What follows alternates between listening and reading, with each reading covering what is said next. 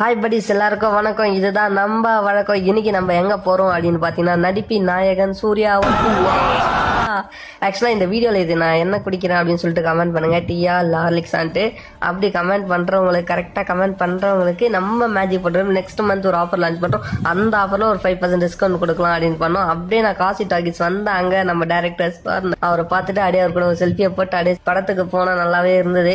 நல்லா இருக்குன்னு சொல்லலாம். ஏன்னா பிக்ஸாஸ் நேற்று நைட் நான் தேவாரா பார்த்துட்டு அப்புறம் போனேன் கங்குவாக்கு. ஸோ ரெண்டும் கிட்டத்தட்ட ஒரே மாதிரி தான் இருந்தது. ஆனால் பட் இதில் கம்பேர் பண்ணும் எனக்கு தேவாராவே நல்லா இருந்தது.